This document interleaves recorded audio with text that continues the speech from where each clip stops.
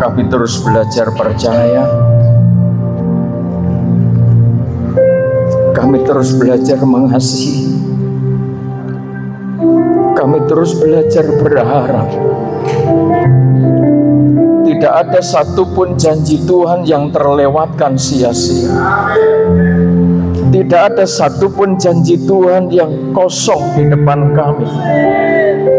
Tidak ada janji Tuhan yang terlewatkan karena Tuhan perkasa. Karena Tuhan begitu dahsyat. Karena Tuhan begitu ajaib.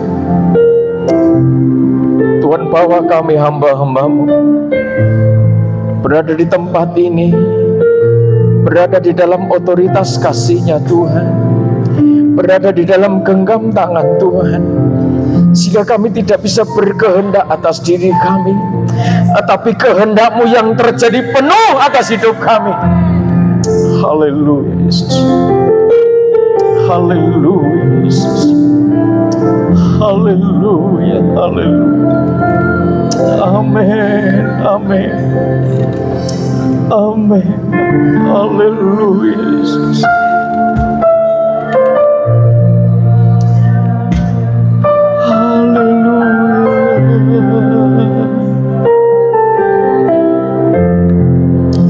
Layak disembah,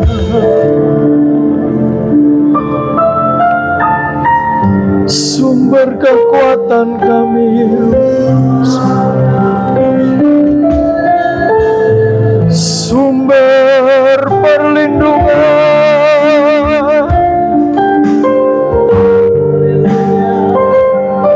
sumber kemenangan kami.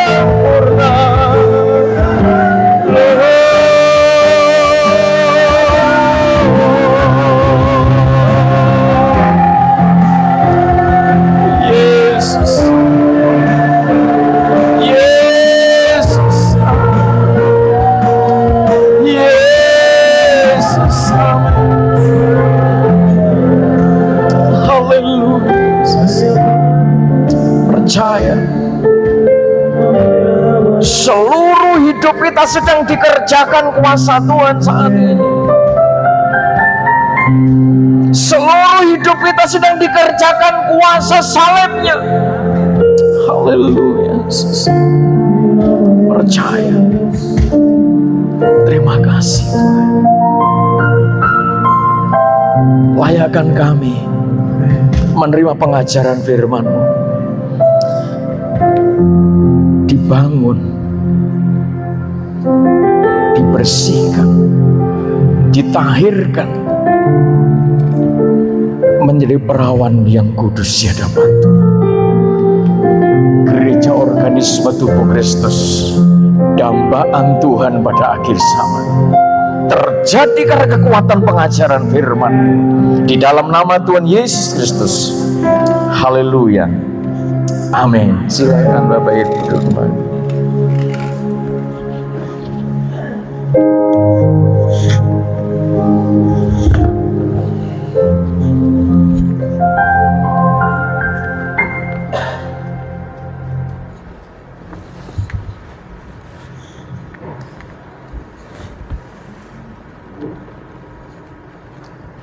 Puji Tuhan. Shalom. Shalom.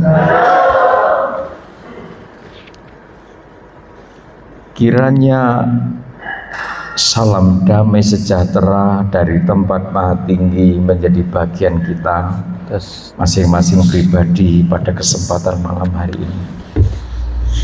Bapak Ibu yang dikasihi Tuhan,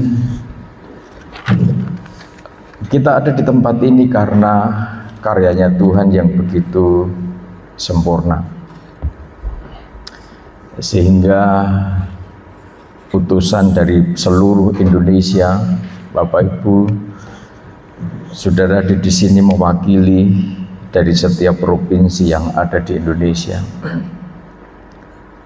Sekalipun masih ada provinsi yang belum terwakili, tetapi paling tidak dari pulau kepulauan di Indonesia sudah terwakili semua. Saya sedang berbicara bukan kepada jemaat biasa. Saya sedang berbicara dan akan menyampaikan pesan Tuhan kepada tim inti kegerakan Kuda Putih pada akhir zaman. Pribadi lepas pribadi, apapun latar belakang Bapak Ibu, apapun profesi saudara, tetapi yang saya tahu Bapak Ibu ada di tempat ini karena Tuhan yang memilih kita semua. Amin. Tidak perlu memperkenalkan diri karena semua sudah kenal saya.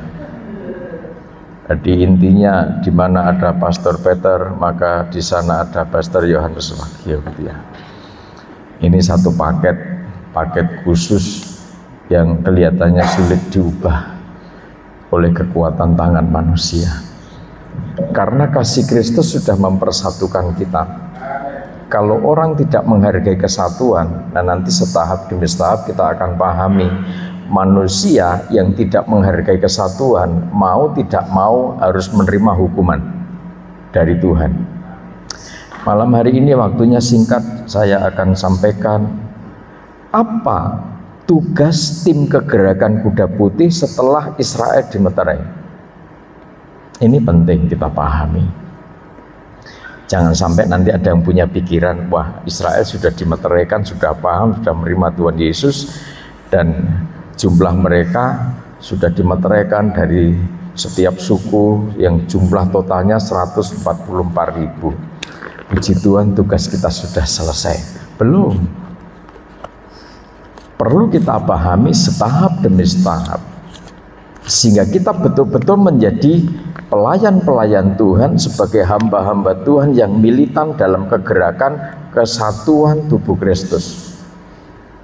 Maka ketika kita mengusung pengajaran kitab Wahyu dengan jiwa tabernakel dan arahnya adalah membangun gereja, mempersiapkan gerejanya sebagai sidang mempelainya Tuhan, sebagai organisme tubuh Kristus, bukan organisasi.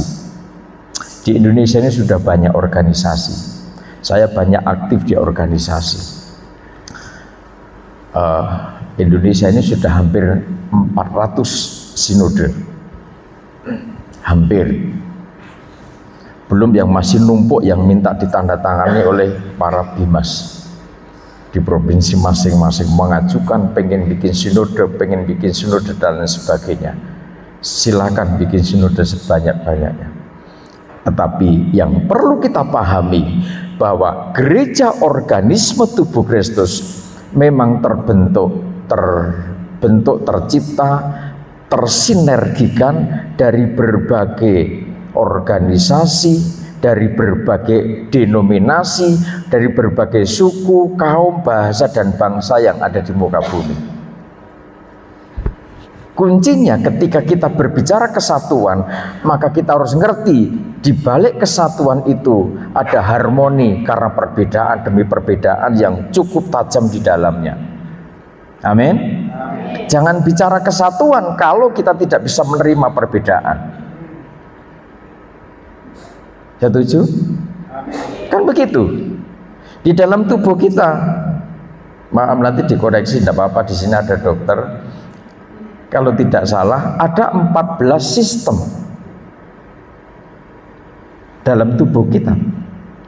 Semua berbeda kok.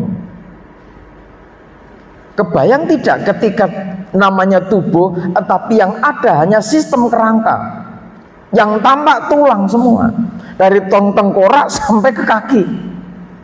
Apa itu bisa dikatakan tubuh? Bukan, ini sistem kerangka.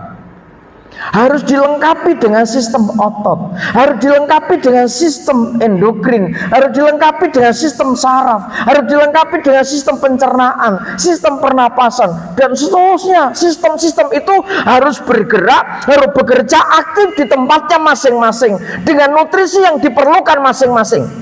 Kan begitu.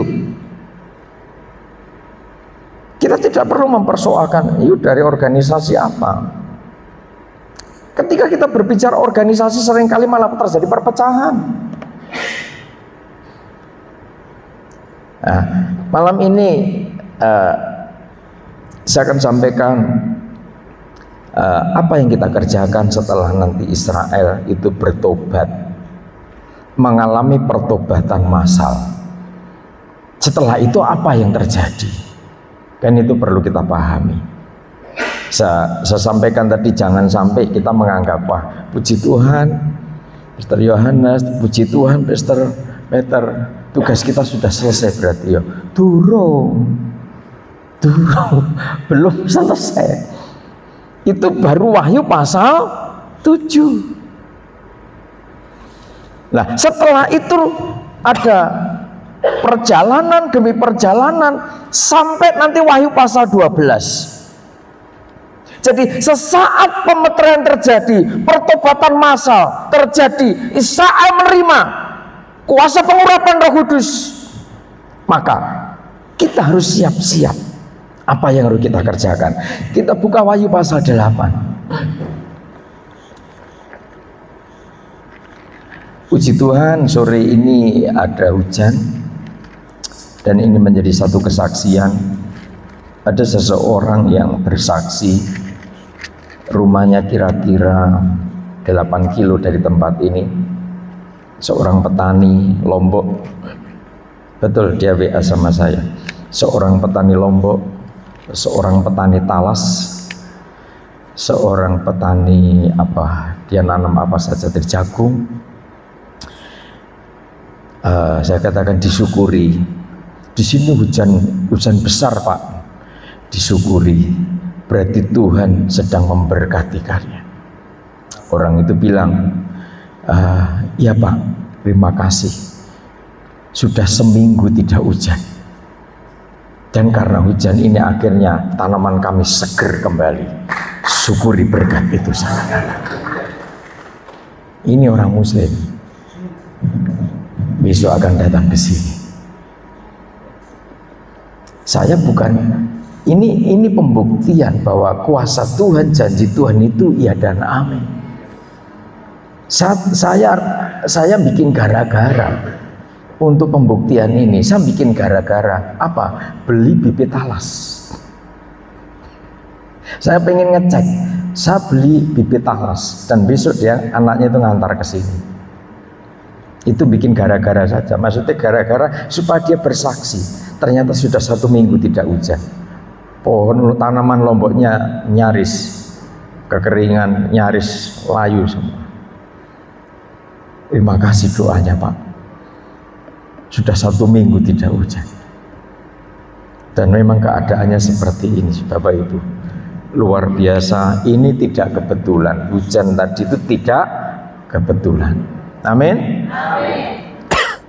Kalau yang nyampaikan firman Pastor Peter panas.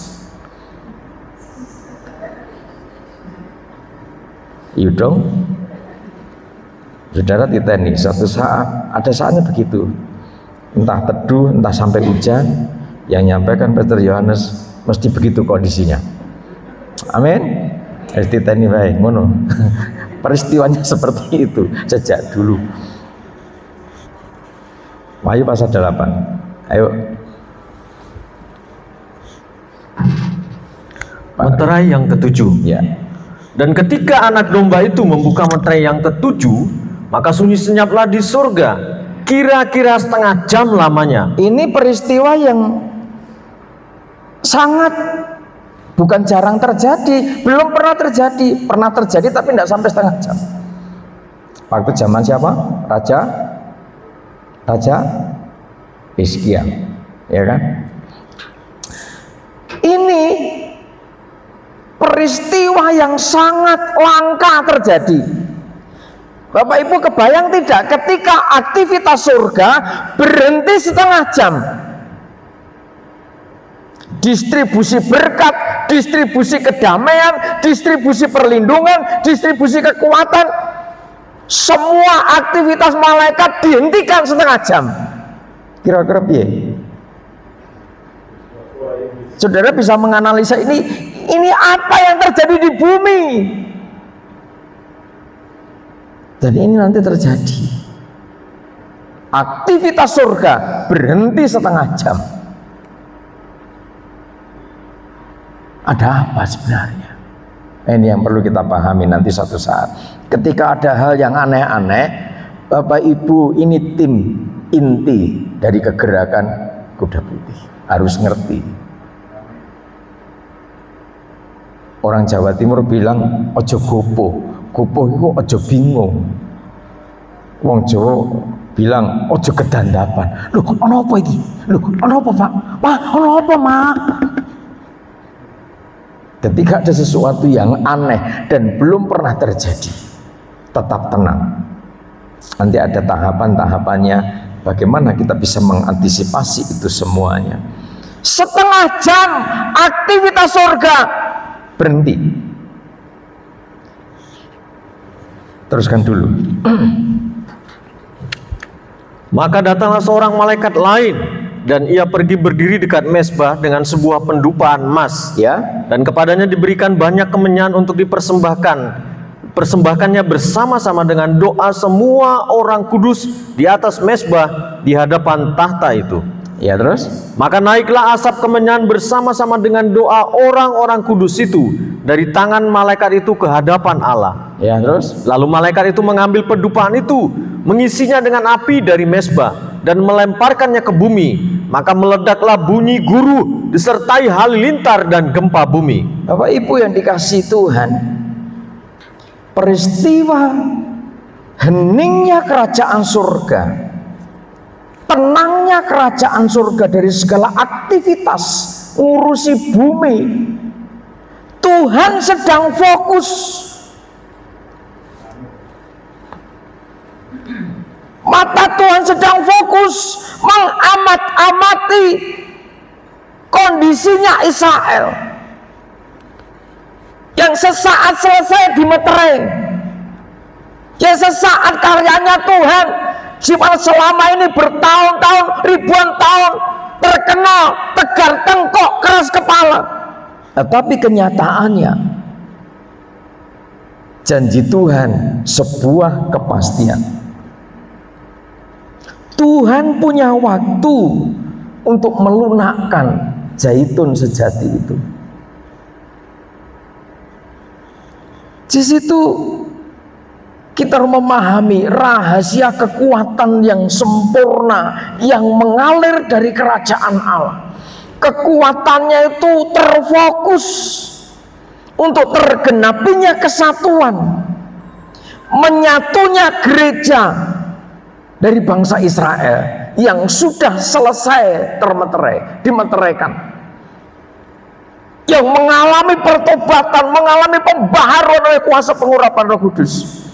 Zaitun sejati sudah saatnya menyatu dengan zaitun liar,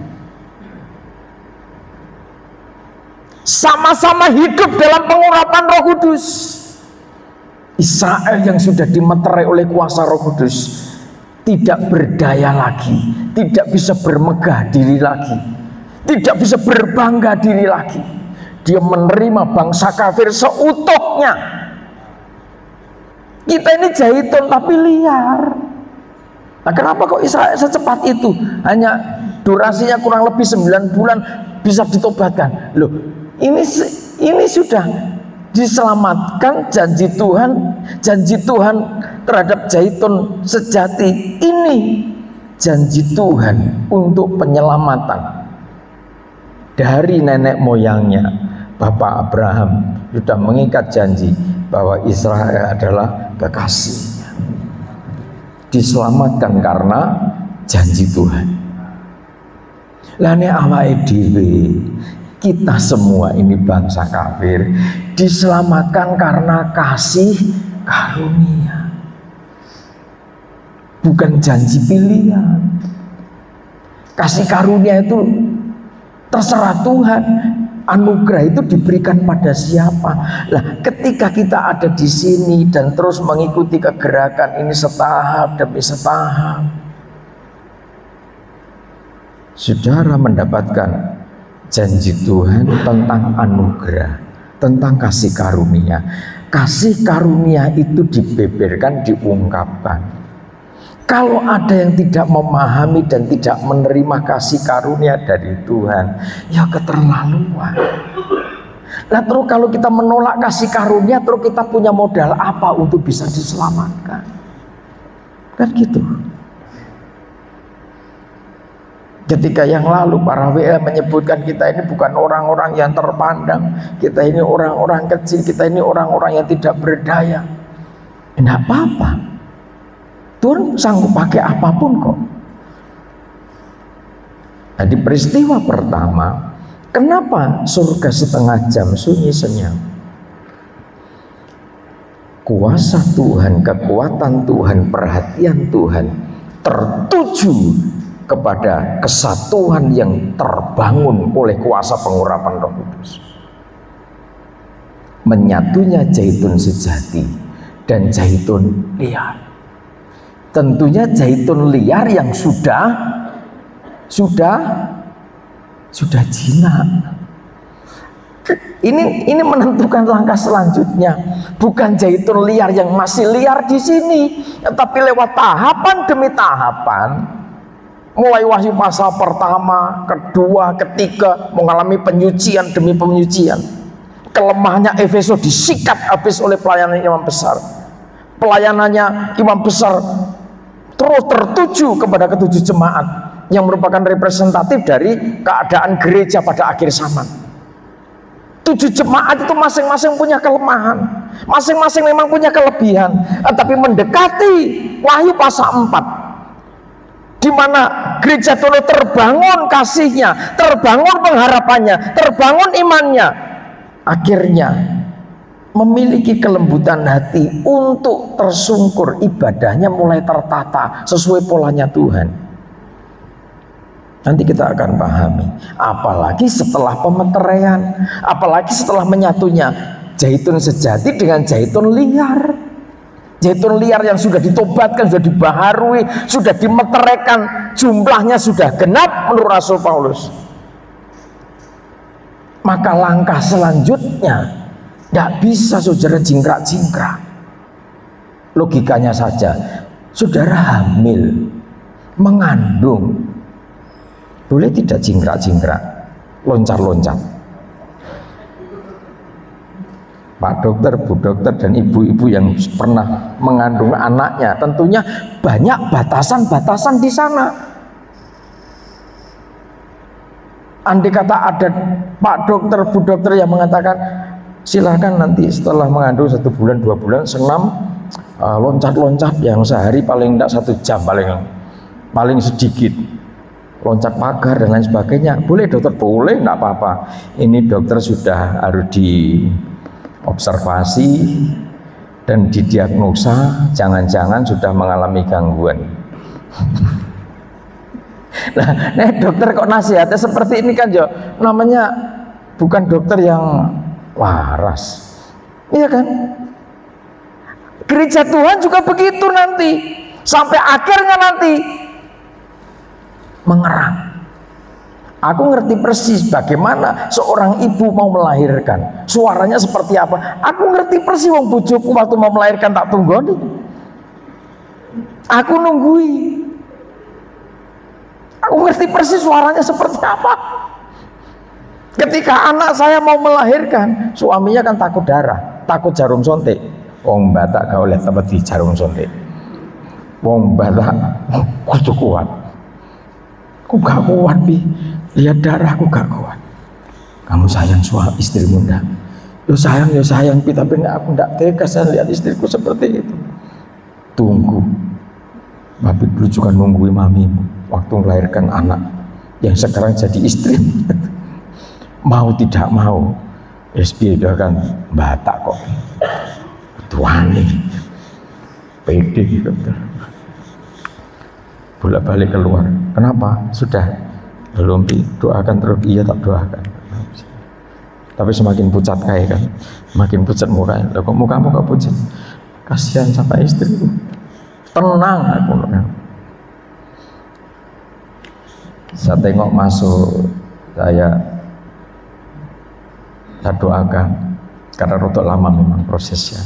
Lahirnya Kairos, namanya cucu saya Kairos. Saya doakan, tenang. Suamimu nunggu di sini. Setelah saya doakan, saya tumpang tangan. Tolong, aku nggak kuat. Jangan bilang tidak kuat. Dia panggil suaminya, Mas. Suaranya bilang, manggilnya bukan Mas, sini, enak aja. Pas enak-enak, mesem ketawa. Sekarang ada gini, aku yang sakit. Sini cepet. Nggak begitu. Kalau waktu itu ada ibu-ibu yang seperti itu, ya anggap aja lupa gitu aja ya. Nggak gitulah. Mengerang. Sampai tidak ada suaranya, tapi air matanya keluar. Kamu kuat. Suamimu nunggu dan Tuhan juga ada beserta. Anak satu, Bapak Ibu, ya roto ngalem sama orang tua. Saya mau pergi kemarin aja nangis ya. Minta didoakan papi. Itu anak saya yang sudah punya anak. Anak yang sudah punya anak mau ke kantor ya minta didoakan. Hubungan kami seperti itu. Saudara, saya tahu persis bagaimana nanti juga begitu. Jadi jangan katakan, wah Israel sudah dimeteraikan, selesai, puji Tuhan, kita pulang kampung masing-masing, tidak ada pertemuan lagi toh, tidak ada fellowship lagi toh, tidak kesana lagi toh, ngeri lah. Masih ada tugas. Kita harus komitmen, konsisten dengan tugas dari Tuhan. Amin. Sampai selesai. Dan nanti dari situ saudara akan mulai tahu apakah kita masuk kategori harpaso, apakah kita diungsikan atau malah tertinggal. Dari Wahyu pasal 8 ini saudara sudah mulai tidak usah diekspos dan tidak usah menghina yang lain. Ini privasi Bapak Ibu sekalian. Paling tidak saudara sudah punya keyakinan. Oh, ternyata gitu ya. Jadi saudara bisa menempatkan posisi hidupmu, posisi imanmu, posisi keluargamu, posisi anakmu, suamimu, istrimu di hadapan Tuhan secara tepat dan benar. Sebab waktunya sudah tinggal, sudah hitung. Orang hamil itu berapa bulan? Normal loh ya. Kalau tidak normal ya harus dibicarakan. Sing normal baik. Kita bicara yang normal. Amin. Kita tidak usah membicarakan mempelai yang tidak normal. Kita membicarakan mempelai Tuhan yang normal, gereja organisme tubuh Kristus. Fokusnya kuasa Tuhan terhadap menyatunya zaitun liar dan zaitun sejati secara sempurna dalam pengurapan Roh Kudus. Sesaat zaitun liar, zaitun sejati rujuk, menyatu, paham. Terima kasih. Kalau dulu bahasa Jawanya gitu, Bapak Ibu datang ke tempat kami tidak menyambut dengan baik. Ampuni kami. Sekarang kami adalah bagian Anda bagian kami. Pelukan organisme tubuh Kristus kan belum semasif yang nanti akan terjadi. Ketika surga sunyi senyap setengah jam, nanti fokus. Ini dikhususkan setelah gereja bangsa kafir, gereja bangsa yang menyatu. Di situ terjadi peristiwa yang lebih dahsyat lagi. Tuhan sangat menghargai kesatuan. Dan seiring dengan peristiwa menyatunya gereja bangsa kafir, gereja bangsa Israel, disatukan dalam kesatuan yang kudus, menyatu dengan Allah Roh Kudus.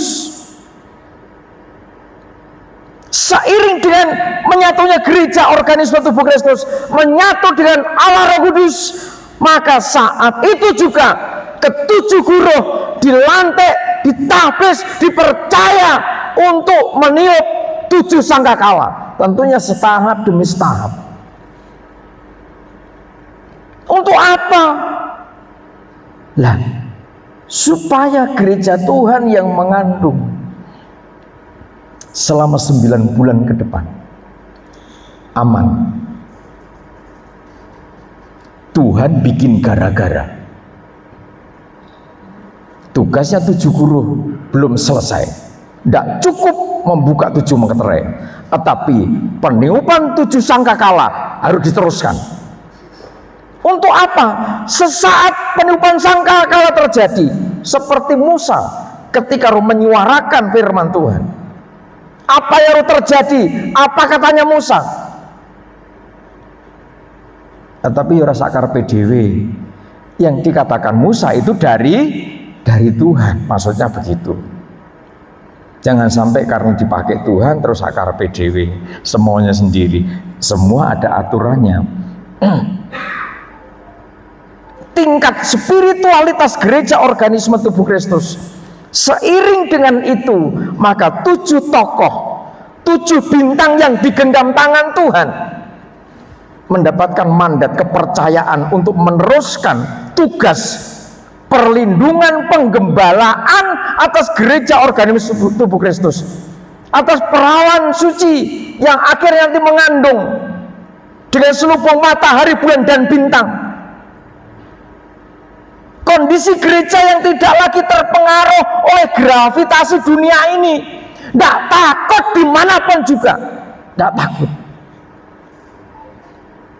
Posisinya di mana saja, sampai nanti naga merah padam itu nyanggong, nunggui untuk menelan anak sesaat dilahirkan. Tapi gereja yang digambarkan dengan perlambang perempuan dengan selubung matahari, bulan, bintang, dan sedang kondisi mengandung dan mengerang.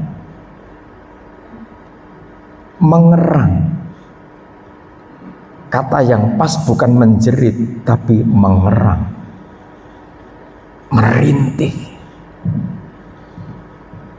Sesaat melahirkan anak itu. Dari sini kita harus memahami,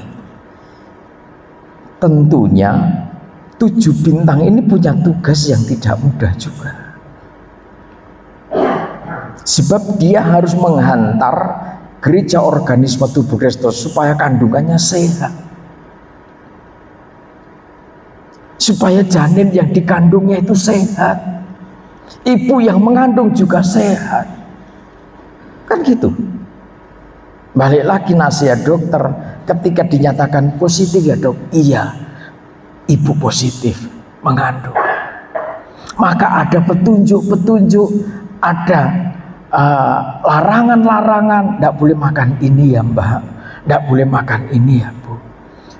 Bu, aku senang Sprite, aku senang minum anggur, aku senang rokok, aku senang ini, aku senang makan ini, itu kesukaanku. Kamu senang enggak? Kamu cinta enggak? Sayang enggak sama anak yang dikandung? Ya sayang. Jangan makan yang seperti itu, tinggalkan. Waktu tidur juga terbatas. Ngomong juga harus hati-hati. Orang hamil kan begitu ya, banyak larangan gitu kan. Geraknya juga sangat terbatas. Ini logika saja. Itu tadi. Saudara nanti hamil sekalipun sekarang, saudara worship leader, saudara singer, ketika hamil lainnya bisa loncat-loncat. Ketika ibu hamil ikut singer, mau loncat-loncat, dokter katakan jangan, nanti bisa keguguran. Perannya 7 bintang, 7 malaikat jemaat atau gembala sidang atas jemaat sangat-sangat vital, sangat menentukan kesehatan ibu yang mengandung.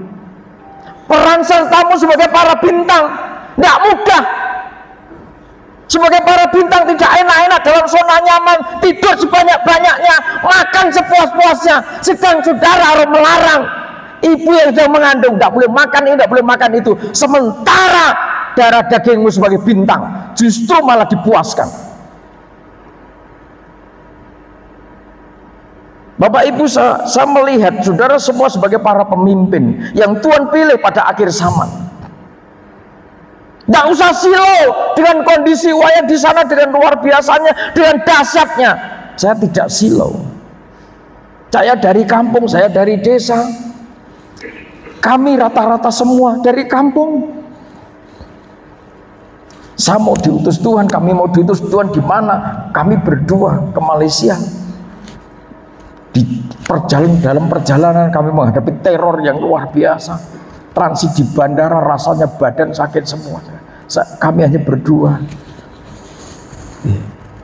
Wah, rasanya tidak karuan. Hanya berdua ngobrol. Transit di mana saja? Waktu sempat mandi ke Pastor. Aku tak mandi dulu aku. Rasanya badanku tidak karuan. Ini tidak seperti biasa. Ada kekuatan yang sengaja menghantam perjalanan kita. Kami berdua, dan luar biasa pekerjaan Tuhan terus berkembang, berjalan dengan baik. Saudara, peran 7 bintang ini sangat vital. Ditambah munculnya malaikat lain dengan otoritas memimpin penyembahan massal. Ini tidak akan terjadi seiring setengah jam. Jadi waktu setengah jam itu terjadi peristiwa-peristiwa yang dahsyat, sehingga malaikat yang dipilih Tuhan secara khusus, dia akan memimpin penyembahan internasional. Dan di pundaknya dipercaya insen, tumeoma, atau ukupan dupa. Kalau di situ dituliskan kemenyan, bahasa aslinya tumeoma atau insen. Ini ukupan dupa.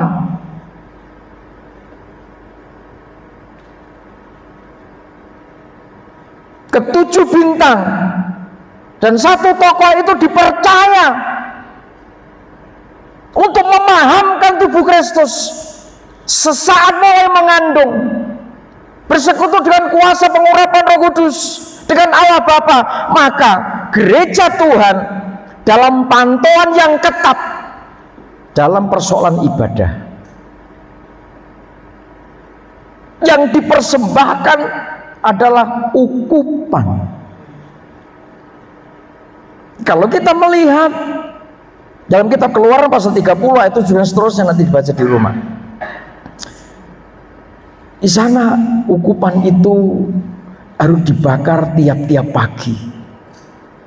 Ketika pelita emas atau kagidian itu sedang dibersihkan, ketika kandil-kandil itu sedang dibersihkan. Nanti waktu senja, lampu-lampu dipasang, juga ukupan juga harus dibakar, ditaruh di dalam perbaraan. Bapak Ibu tahu maksudnya perbaraan ya. Bapak Ibu tahu waktu ke Israel mungkin ada yang masuk ke makam kudus atau apa, atau gereja kelahiran itu yang dibawa imam untuk itu ukupan itu. Ukupan. Maksud saya itu perbaraan yang ketika sudah ada asapnya berarti ukupan sudah ditaruh di situ. Dan lebih dahsyatnya lagi, di situ ada peristiwa yang dahsyat juga. Tokoh-tokoh itu diantaranya 1 tokoh yang nanti rentetannya dia adalah yang juga berbicara di dalam Wahyu pasal 10. Itu ditugasi oleh Tuhan mengambil api dari mezbah kurban bakar. Identik tidak dengan Elia, yang ketika Elia berdoa sehingga api itu turun dari langit membakar setiap persembahan korban di situ. Satu tokoh, satu pemimpin ini adalah orang yang masih hidup bersama 7 tokoh, bersama 7 guru itu. Bukan orang yang sudah mati terus rohnya datang nanti masuk di tubuhnya siapa begitu. Tidak begitu. Ini tokoh real. 7 bintang 7 guru itu real, manusia yang dididik Tuhan, dipilih Tuhan, ditetapkan Tuhan, punya tanggung jawab mengawal gereja organisme tubuh Kristus yang sedang mengandung. Jadi kalau kita berbicara kita wahyu, maka di hadapan Tuhan kita masing-masing punya tugas, punya tanggung jawab yang tidak ringan, yang dikawal, yang digembalakan juga tidak enak. Biasanya boleh minum ini, minum kopi, suka kopi, akhirnya setelah mengandung, setelah hamil tidak boleh minum kopi. Dokter, kalau saya tidak minum kopi pusing dok. Nah terus gimana anakmu nanti? Nanti anakmu mabuk kopi terus piye? Ya memang begitu Bu, kalau sayang anak gitu kan. Oh ngamuk-ngamuk dokter panjenengan asem. Dokter kok sakar PDW. Loh, sing sakar PDW ku sampean kok malah marah-marahi dokter. Yang larang ini, larang itu. Ketika 7 bintang itu menyampaikan Bapak harus begini, Ibu harus begini, tim kegerakan pembangunan tubuh Kristus, jangan begitulah, harus berubahlah. Ojo ngamuk tok. Pokok masih hidup. Adanya itu ngomel terus, geremeng terus, bersungu-sungu terus. Dari pagi, siang, sore, malam, pokoknya tidak ngomelnya itu kalau tidur. Lah, kalau punya istri, oh wong kok nek urip kok mesti ra nate meneng. Menengnya turu ya tambah ngono, ngorok pisan.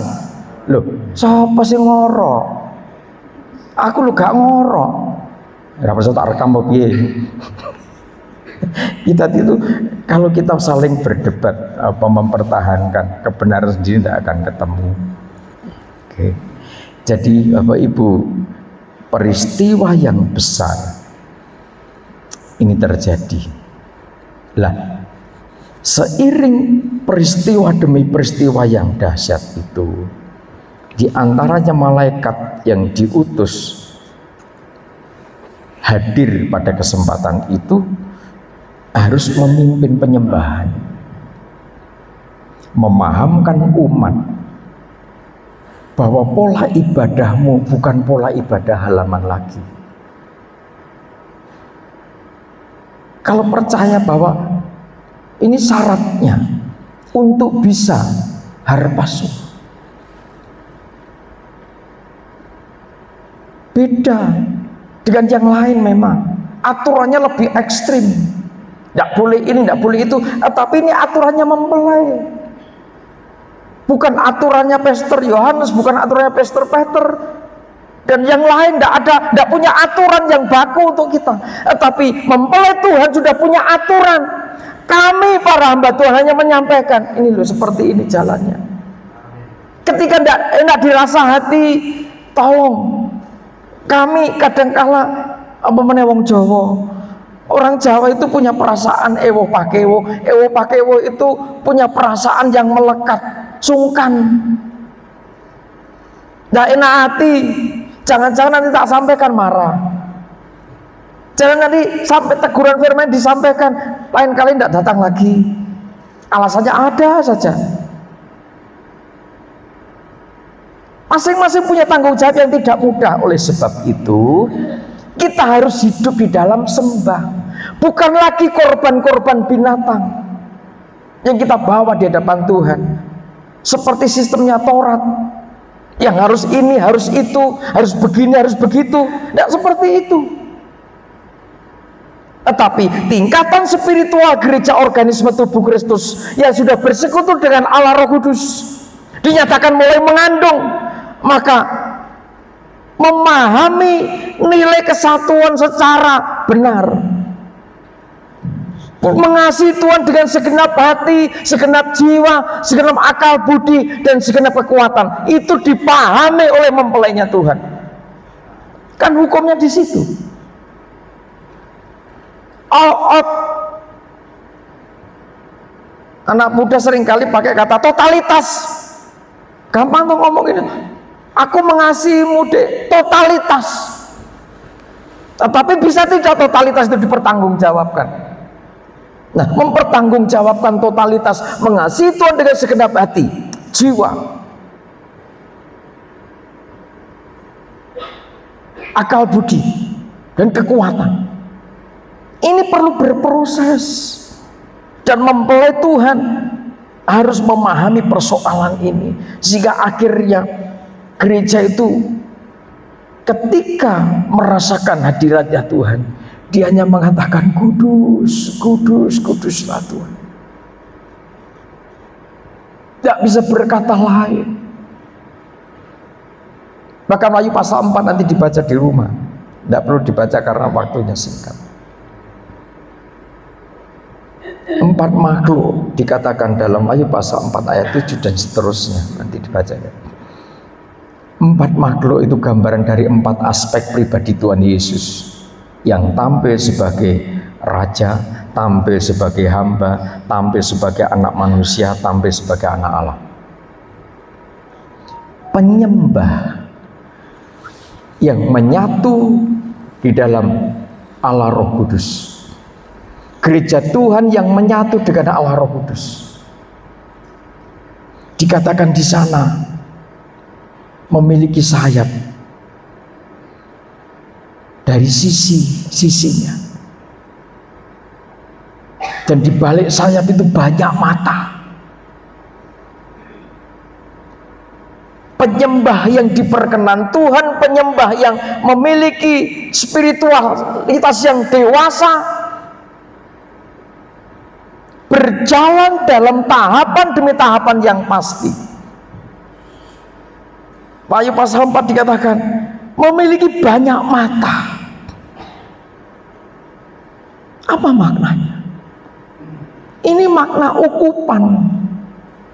Ukupan yang dibawa oleh imam besar, mengharumkan suasana bait Allah. Seraya penyembah itu mengharumkan bait Allah, maka penyembah yang mengasihi Tuhan dengan segenap hati, segenap jiwa, akal budi dan kekuatan adalah penyembah yang mampu melihat pikirannya sendiri. Penyembah yang mampu melihat isi hatinya, gerak hatinya apa. Penyembah yang mampu melihat isi jiwanya. Ketika saudara sudah berada pada tataran ini, tingkatan ini, maka terkait kesehatan badani itu pasti dikerjakan oleh Tuhan. Bagaimana saudara menjaga jiwamu tetap fresh di hadapan Tuhan? Bagaimana saudara tetap menjaga hatimu tetap fresh di hadapan Tuhan? Bagaimana saudara menjaga pikiranmu tetap fresh di hadapan Tuhan? Amin. Sehingga dalam langkah sesaat Wahyu pasal 8 digenapi, saudara tidak usah bingung. Terus bagaimana? Sebab ketika 7 guru itu mulai bekerja, ngeri. Itu cara Tuhan melindungi mempelainya. Saudara tidak usah bingung. Lah nanti ngeri.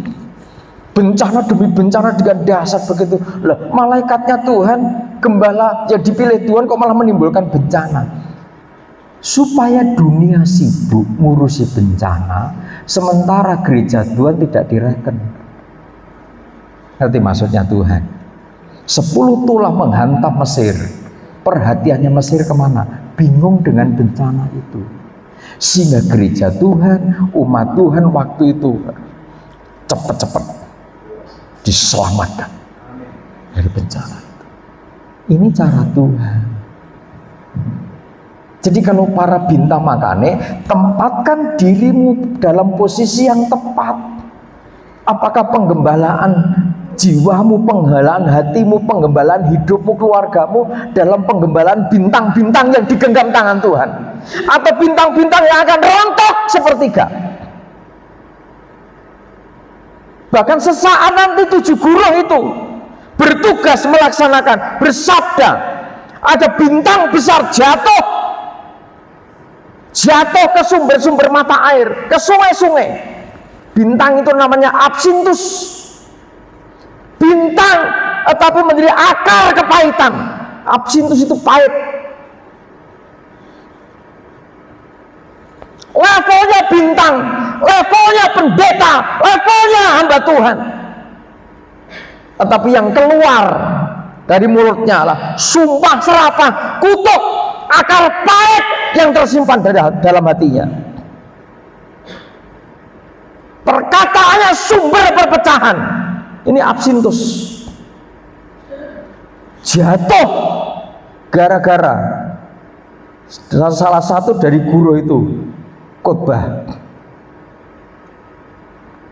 Tidak mau ditegur atau bagaimana, mengeraskan hati atau bagaimana. Ini bahaya. Saya dari kampung, kami dari kampung. Tetapi bukan berarti kami tidak tahu aktivitas di kota besar.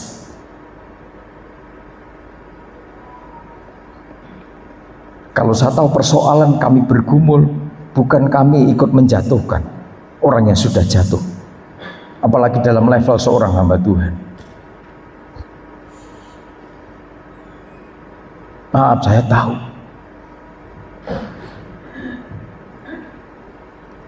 Saya punya tim yang ada di Jakarta juga, yang bergerak untuk membackup, mendampingi umat Tuhan yang sedang menghadapi persoalan demi persoalan, kekerasan dalam rumah tangga, kekerasan seksual, apalagi pelakunya adalah pendeta. Satu saat rontok, kalau diingatkan tidak bertobat, Tuhan punya cara. Bintang itu harus dibungkam, tidak boleh ngomong.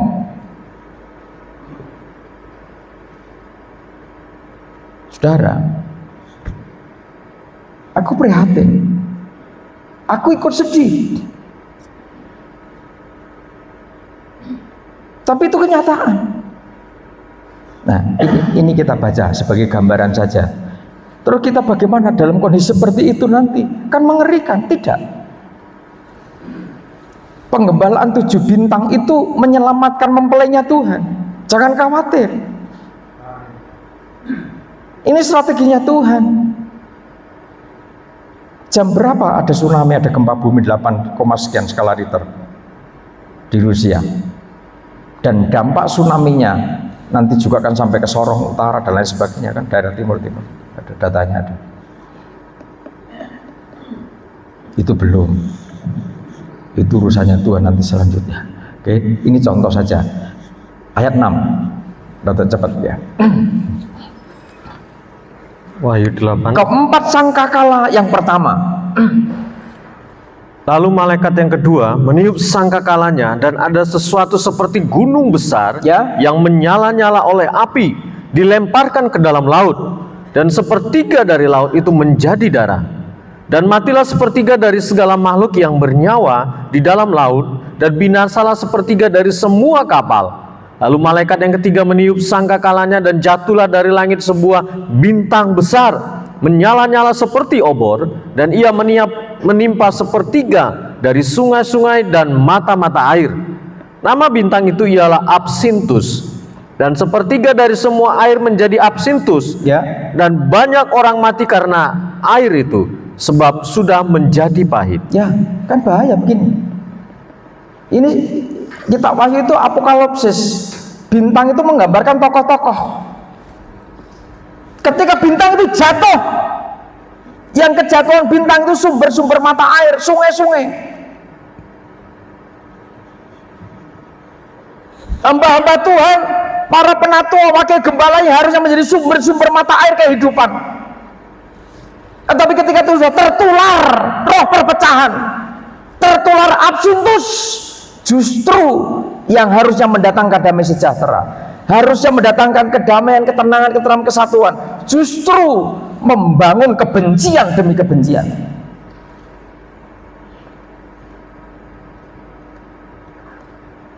Harus hati-hati.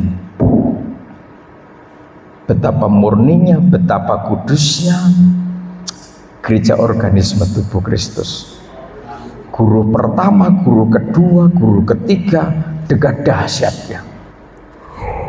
Malah petakan, hujan es, campur api, campur darah, dilempar ke bumi. Sementara aktivitasnya gereja tadi ngapa? Menyembah. Dipimpin oleh bintangnya masing-masing, dipimpin oleh gembalanya masing-masing.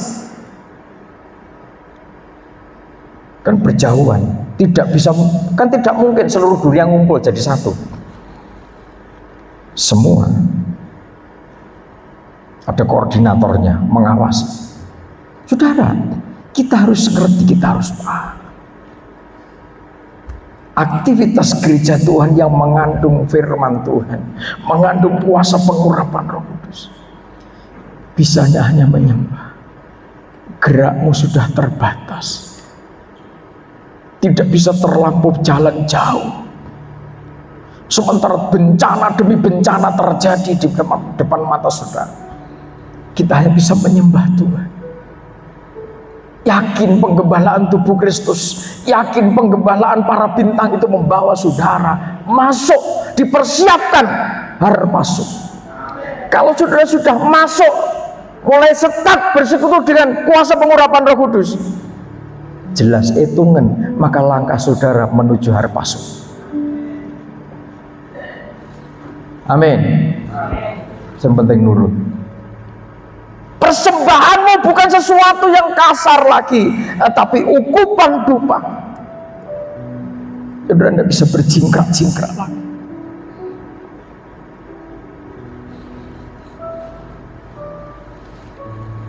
Kudus, kudus. Ucapan kudus, kudus. Terpuji. Juga tidak usah perlu berpikir dengan keras bagaimana aku menyelamatkan diri. Apakah aku perlu bangun bunker? Untuk apa? Bunker tidak akan menyelamatkan saudara, tapi matahari, bulan, dan bintang itu menyelamatkan saudara. Tuhan tidak usah diajari, mempelai pria tidak usah diajari caranya menyelamatkan kekasihnya. Tugas kita menyembah, bawa ukupan itu, bawa ukupan dupa itu, sembah. Seiring sembah, nanti ada tidak sebatas sembah badani, maka bagaimana posisi badanmu ketika menyembah Tuhan? Wahyu pasal 4 dikatakan jatuh tersyukur.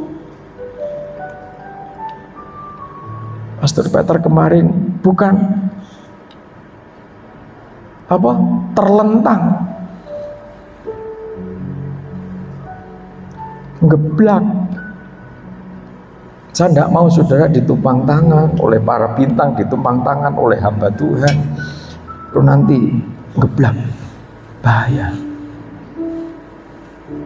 Nanti ini bisa kena. Percaya saya sama kuasa Tuhan, ya percaya, tapi Roh Kudus itu tertib. Amin. Setuju kan? Ditumpang tangan, saudara. Atau saudara kan nanti suatu saat jadi mentor semua.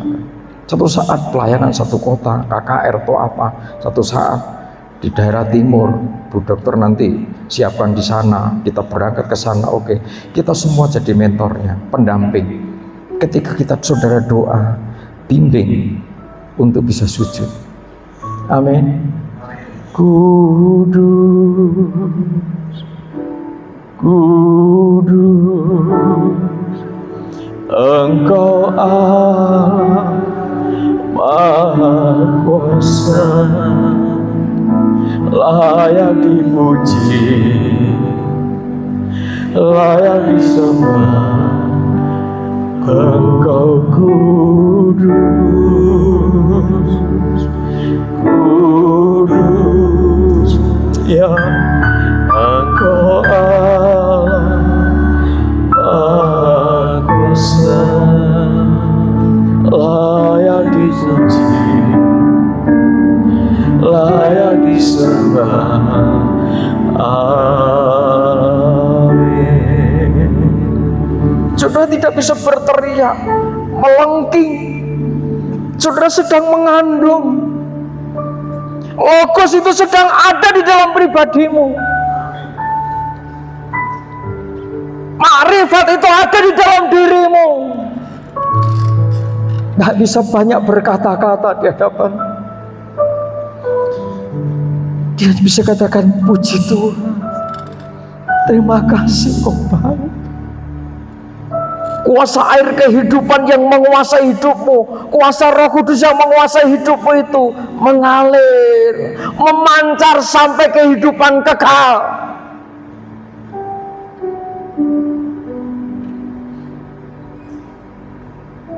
Tidak banyak kata, saudara, kita datang, alirkan kekuatan kasih itu, pancarkan kekuatan matahari itu, pancarkan kekuatan rembulan itu, pancarkan kekuatan bintang-bintang itu. Dikatakan firman Tuhan, pulau-pulau akan gemetar mendengar langkah kaki.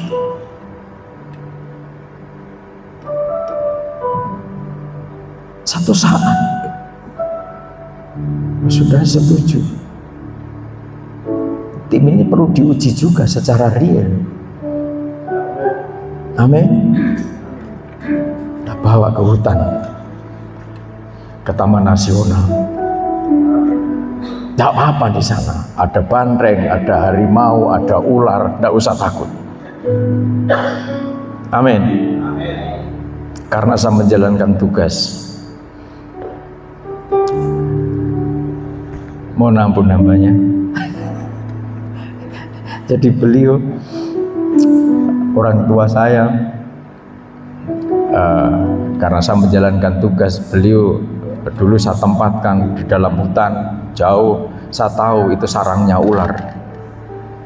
Saya tahu harimau lewat di situ. Kalau malam saya tahu serigala lewat situ. Saya tahu banteng juga lewat ke situ. Tapi karena saya tugas sebagai instruktur, maka beliau saya tempatkan, opa di sini. Sama oma tidak. Oma di sebelah sana 20 meter.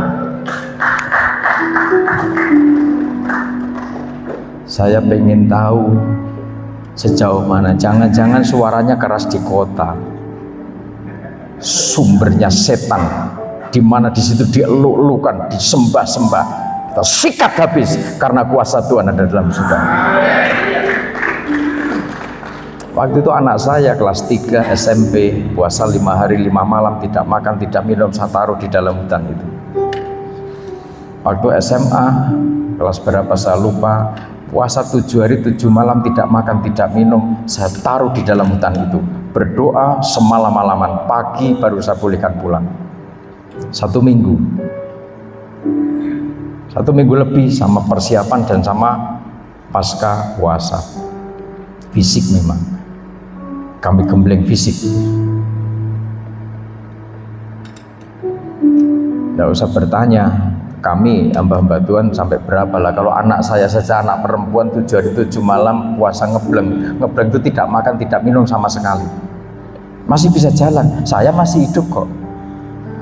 Kalau anaknya yang perempuan baru kelas SMP kelas 3, SMA kelas berapa, sampai 7 hari 7 malam tidak makan, tidak minum.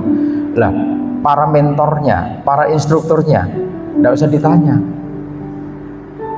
bisa 2 kali lipat dari yang dirasakan anak-anaknya. Amin. Dokter mungkin berpikir juga, kok bisa ya, ilmu dokter tidak masuk ini. Iya,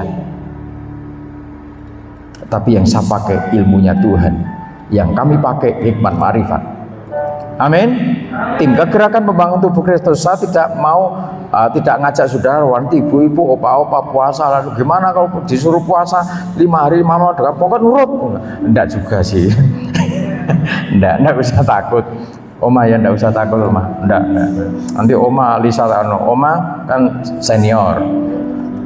Karena senior maka Oma cukup 5 hari 5 malam. Nanti di sana itu Yohanes. Saya sama istri waktu itu, Mi, aku tidak bisa nolong kamu. Istri juga bilang, ya aku tidak bisa nolong kamu. Saya katakan, aku tidak minta pertolongan manusia. Aku pengen diisi oleh kekuatan Tuhan.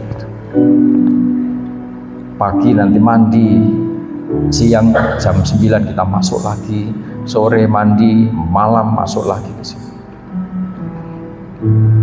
Di Belambangan, Alas Purwo. Saudara baca, saudara lihat di YouTube, apa itu Alas Purwo? Kemudian ada cerita ngeri-ngeri, wah ngeri, tidak usah ke sana. Itu tertaman kan. Itu tempat penempaan. Jangan kalah sama Kopassus, pasukan elit gitu. Kopassus itu dilatih juga di sana. Bagaimana kalau ketemu ular? Tidak boleh dibunuh, di sana itu taman nasional. Nah, kita harus berjuang, kita harus memahami.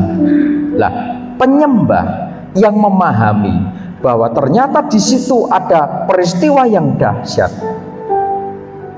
Menyatunya gereja organisme tubuh Kristus, menyatunya zaitun sejati dengan zaitun liar, menyatu dengan Allah Roh Kudus. Sesaat itu para bintang dipercaya, sebab sesaat mengandung, maka perlindungannya roh ekstra. Tidak boleh diusir oleh setan, tidak boleh dirusak. Maka gereja harus dilindungi. Lah, Tuhan bikin gara-gara 7 bintang, para gembala dipercaya. Katakan seperti ini, katakan seperti ini. Terjadi bencana demi bencana berurutan. Gereja hanya menyembah. Tuhan ngerti bagaimana cara melindungi kita semuanya. Tuhan ngerti bagaimana membela umatnya. Dunia sibuk dengan bencana. Hujan es, campur api, campur darah. Kebayang pusing enggak manusia? Iki nek 7 guru mogok, enggak mau kerja, kan repot juga. Lah, mulai masuk Wahyu pasal 8, udah kelihatan nanti eksistensinya terbangun di situ. Begitu eksistensinya terbangun di situ, nanti kelihatan. Oh, iki harus pasuk kabeh semua nanti. Jelas itu. Tapi kalau di sini sudah batal, di sini sudah tidak mau kerja, capek, sudah usah ikut-ikut lah. Pastor Peter itu bikin gara-gara aja. Tahu rudal wirawiri seperti itu kok ya. Tega-teganya ada orang tua. Tega-teganya. Saya itu mau ke sana itu paling enggak ya lihat apa gitu loh. Berapa tempat gitu loh. Katanya enggak boleh. Ya enggak usah, lain kali enggak usah ikut. Enggak boleh kemana-mana. Kesananya pelayanan toh. Apa? Udah gondrong, mutung, terus akhirnya bersungguh-sungguh ngomong satu sama lain, udah bayar mahal-mahal, nggak lihat apa-apa. Bertobat, karena waktu itu belum tahu kegerakan. Amin. Kalau sudah ngerti kegerakan, yang kita persembahkan bukan hanya uang. Wahyu pasal 5 ayat 12. Segala kuasa, kekayaan, kekuatan, hikmat, hormat, kemuliaan, dan puji-pujian. Lama-kelamaan ukupan dupa itu harus dibawa. Artinya totalitas seluruh hidup, bukan perpuluhan lagi dari hartamu. Orang banyak pendeta ngoceh, ngomel sakarepe dhewe. Ndak penting perpuluhan, ndak penting ini, ndak penting itu. Coba ketika itu pendetanya itu ndak punya apa-apa, ngomong apa dia?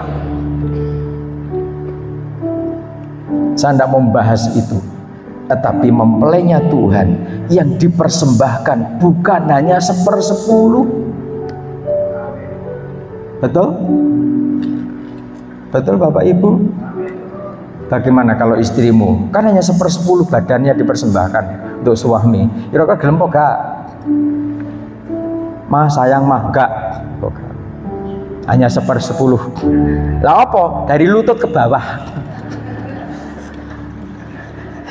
Kira-kira bagaimana? Gelem tak? Mau tak punya istri model koyo ngono kuwi? Istri harus mengasihi Tuhan, mengasihi suaminya dengan segenap hati, segenap jiwa, akal, budi dan kekuatannya. Bahasa asingnya wis kabeh. Ya kan? Semua, oot itu semua, hoos itu semua, totalitas itu semua, completely. Apa meneh?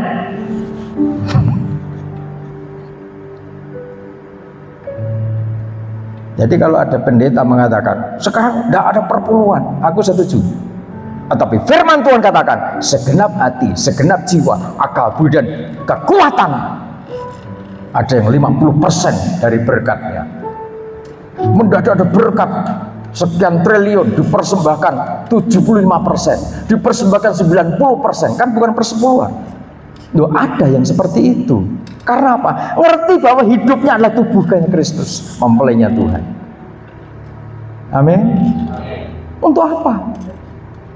Sudah punya mobil bagus, nanti pesan sama anak-anak, nanti kalau saya dipanggil Tuhan, tolong makamnya yang luas. Untuk apa? Aku tak di dalam mobil. Edan. Ini sudah stres ini. Yang normal. Jadi manusia itu yang normal-normal saja lah. Jangan neko-neko, jangan aneh-aneh. Kita harus siap. Satu lagi dibaca. Nanti dibaca di rumah, saya hanya nyampaikan poinnya saja. Untuk Wahyu pasal 8 nanti baca di rumah, kita bisa sharing, kalau ada apa-apa nanti bisa ditanya. Sekarang dibaca ayat terakhir, Yohanes pasal 7. Yohanes pasal 7 lengkap ayat 37 sampai 39. Air sumber hidup. Dan pada hari terakhir, yaitu pada puncak perayaan itu, Yesus berdiri dan berseru, ya. Barang siapa haus, baiklah ia datang kepadaku dan minum. Kondisi rasa haus berarti memerlukan penyegaran, memerlukan air. Kita sedang butuh. Jadi kalau kita melayani Tuhan, maka kita harus punya hati bahwa aku perlu Tuhan. Kalau kita punya hati bahwa kita yang memerlukan Tuhan, bukan Tuhan yang perlu kita. Kita yang perlu keselamatan, kita yang perlu harpaso, bukan Tuhan yang perlu harpaso, kan? Kan gitu. Haus namanya. Berarti kita datang. Tidak cukup datang, tapi kita harus minum. Minum itu bahasa aslinya pineto. Pineto itu bukan minum buka botol langsung 1 tegukan 2 tegukan, itu bukan pineto. Pineto itu aliran air itu tidak pernah berhenti, tidak terputus.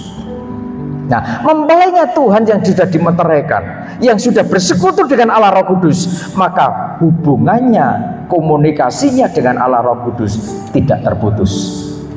Amin. Karena tidak terputus, maka ini hidup. Terus, barang siapa percaya kepadaku, barang siapa percaya, dikatakan he that believe on me. Believe, kata believe ini mengandung pengertian bahwa hidupnya gereja Tuhan, hatinya gereja Tuhan, pikirannya gereja Tuhan terfokus pada kuasa Roh Kudus, terfokus pada logos, pada firman, bukan kepada yang lain.